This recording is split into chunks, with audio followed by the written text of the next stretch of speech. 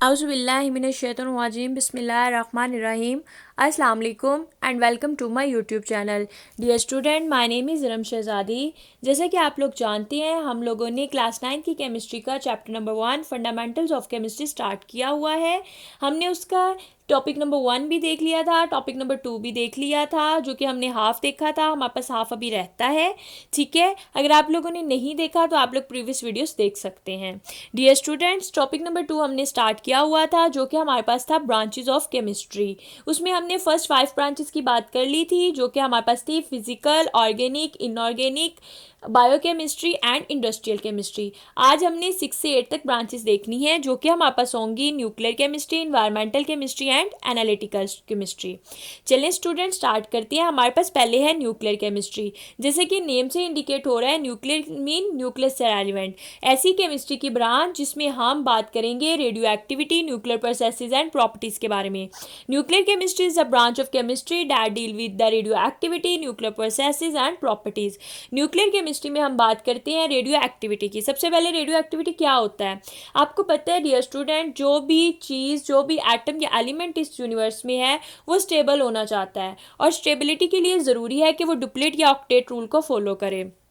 लेकिन कुछ एलिमेंट या कुछ एटम्स ऐसे होते हैं जो क्या होते हैं, अनस्टेबल हालत में होते हैं, और वो अनस्टेबिलिटी की हालत में क्या करते हैं, रेडिएशंस को इमिट करते हैं। इस प्रोसेस को बोलते हैं रेडियो एक्टिविटी। न्यूक्लियर प्रोसेस से मुराद ऐसे प्रोसेस जो न्यूक्लियस में होते हैं। आपको पता है न्यूक्लियस में प्रोटॉन, इलेक्ट्रॉन, न्यूट्रॉन होते हैं, तो उनसे रेलिवेंट जो प्रोसेस होंगे उनको बोलते हैं न्यूक्लियर प्रोसेसेस और उनकी प्रॉपर्टीज़। ठीक है, आई होप आपको समझ आ गई होगी। न्यूक्लियर केमिस्ट्री हमारे पास केमिस्ट्री की वो ब्रांच है जिसमें हम रेडियो एक्टिविटी, न्यूक्लियर प्रोसेसेस और प्रॉपर्टीज के बारे में बात करते हैं। डियर स्टूडेंट, इस ब्रांच का जो मेन कंसर्न होता है वो एटॉमिक एनर्जी के साथ होता है, और एटॉमिक एनर्जी हम डेली लाइफ में कहाँ कहाँ यूज़ करते हैं इस बारे में होता है। एक और बात डियर स्टूडेंट, जैसे कि आप लोग जानते हैं कि हमारी जो एटमॉस्फेयर है इसके अंदर ओजोन लेयर है। ओजोन लेयर क्या करती है, ये सन से आने वाली यूवी रेडिएशंस को ज़मीन पे आने से रोकती है, क्योंकि यूवी रेडिएशन अगर ज़मीन पे आए तो ये फिर स्किन कैंसरस जो प्रॉब्लम होती है उन्हें क्रिएट करती हैं।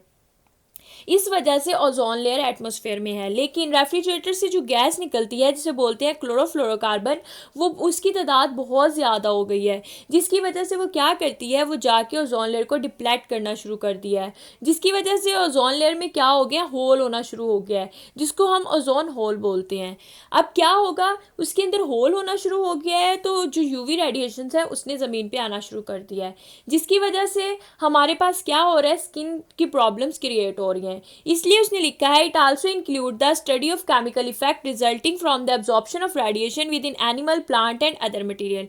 इट्स मीन्स दैट कि एनिमल्स, प्लांट और अदर मटेरियल जब रेडिएशन को एब्जॉर्ब करते हैं उसकी वजह से जो केमिकल इफेक्ट क्रिएट होता है वो भी हम किस में पढ़ते हैं, न्यूक्लियर केमिस्ट्री में। डियर स्टूडेंट, इसकी वास्ट एप्लीकेशन है कहाँ पे, मेडिकल ट्रीटमेंट। सबसे पहले रेडियोथेरेपी।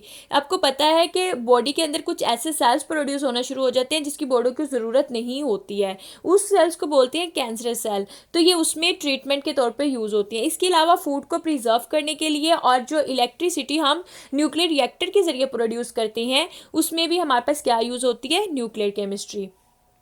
आगे हमारे पास है इन्वायरमेंटल केमिस्ट्री। इन्वायरमेंटल केमिस्ट्री जैसे कि नाम से इंडिकेट हो रहा है, इन्वायरमेंट की केमिस्ट्री है, और इन्वायरमेंट में आपको पता है 2 चीज़ें हैं, एक इन्वायरमेंट के कंपोनेंट हैं और दूसरे ह्यूमन की वजह से जो इन्वायरमेंट पे इफेक्ट हो रहे हैं वो।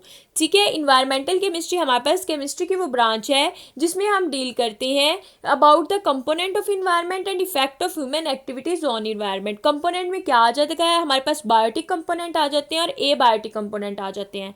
बायोटिक कंपोनेंट से मुराद वो वाले कंपोनेंट्स हैं जिनमें हमारे पास लिविंग ऑर्गेनिज्म है, और ए बायोटिक जो नॉन लिविंग है। और हमारे पास दूसरा है effect of human activities on environment. For example, हम फैक्ट्रीज लगाते हैं, उसका धुआं जो है वो एटमॉस्फेयर में शामिल हो जाता है और एयर पोल्यूशन काज करता है। किसकी वजह से हुआ है, ह्यूमन की वजह से हुआ है इन्वायरमेंट पे इफेक्ट, एयर पोल्यूशन। इसके अलावा जब फैक्ट्रीज वगैरह लगाते हैं तो उनका जो गंदा पानी होता है वो हमारे जो वाटर होता है उसके अंदर शामिल हो जाता है और वाटर पोल्यूशन क्रिएट करता है, जो कि हमारे आबी जानवर होते हैं उनके लिए हेल्पफुल नहीं है। ठीक है, ये हमारे पास क्या है, इन्वायरमेंटल केमिस्ट्री। इन शॉर्ट आप यूँ कह सकते हो इन्वायरमेंटल केमिस्ट्री हमारे पास केमिस्ट्री की वो ब्रांच है जिसमें हम इन्वायरमेंट के कंपोनेंट और इसके अलावा जो ह्यूमन एक्टिविटीज़ की वजह से इन्वायरमेंट्स पे इफेक्ट होते हैं उसके बारे में स्टडी करते हैं। ठीक है, इसके अलावा ये जो इन्वायरमेंटल केमिस्ट्री होती है अदर ब्रांचेस के साथ भी रिलेट करती है। बायोलॉजी आ गया, जियोलॉजी जो हमारे पास ज़मीन की होती है, और इकोलॉजी जो हम इकोसिस्टम के बारे में स्टडी करते हैं। डियर स्टूडेंट, नेक्स्ट हमारे पास है एनालिटिकल केमिस्ट्री। एनालिटिकल केमिस्ट्री हमारे पास केमिस्ट्री की वो ब्रांच है जिसमें हम सेपरेशन करते हैं, ठीक है, कंपाउंड्स को आइडेंटिफाई करके हम उसको एनालाइज करते हैं, इसको हम बोलते हैं analytical chemistry. Analytical chemistry is the branch of chemistry that deal with the separation and analysis of a sample to identify its component. Separation के लिए हमारे पास ज़रूरी है कि हमें उसके बारे में दो चीज़ें पता होना चाहिए। एक हमारे पास होती है क्वालिटेटिव एनालिसिस, दूसरी हमारे पास होती है क्वांटिटेटिव एनालिसिस। क्वालिटेटिव जैसे कि नाम से इंडिकेट हो रहा है, जिसमें हम किसके बारे में बात करेंगे, क्वालिटी के बारे में बात करेंगे। ठीक है, qualitative analysis provide the identity of a substance. इसमें हम देखते हैं कि सब्सटेंस की क्वालिटी क्या है, सब्सटेंस का म्यार क्या है, सब्सटेंस की कंपोजिशन क्या है, जो हमने केमिकल स्पीशी ली है, जो हमने सैंपल लिया है, उसकी क्वालिटी क्या है। और दूसरी साइड पे हम बात करेंगे क्वांटिटेटिव एनालिसिस की। क्वांटिटेटिव एनालिसिस में आ जाता है उसकी क्वांटिटी कितनी है। फॉर एग्जांपल, अगर हमने वाटर की बात करें हैं, वाटर में हमने 2 हाइड्रोजन और ऑक्सीजन लिए हैं, तो हाइड्रोजन कितने हमने लिए हैं, 2 लिए हैं, क्वांटिटी की बात आ जाती है, अमाउंट की बात आ जाती है। ठीक है, और ऑक्सीजन कितने हैं, 1 है। ये हमारे पास है क्वांटिटेटिव एनालिसिस। ठीक है, इसके अलावा हम इस ब्रांच में डिफरेंट टेक्निक्स पढ़ते हैं और इंस्ट्रूमेंट जो हम एनालिसिस के लिए यूज़ करते हैं उसकी बात करते हैं। और इस ब्रांच में हमने इसका स्कोप कहाँ कहाँ पे है, फूड में है, वाटर में है, इन्वायरमेंटल और क्लिनिकल एनालिसिस में।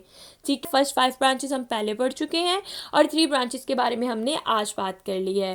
डियर स्टूडेंट, आई होप आपको वीडियो अच्छी लगी हो। अगर अच्छी लगी हो प्लीज़ लाइक कीजिए, सब्सक्राइब कीजिए और कमेंट कीजिए, और बेल आइकॉन को लास्ट में दबा दीजिएगा और अपने फ्रेंड्स के साथ ज़रूर शेयर कीजिएगा। इंशाल्लाह फिर मिलते हैं नेक्स्ट वीडियो में। अपना ख्याल रखिएगा। ओके, अल्लाह हाफिज़।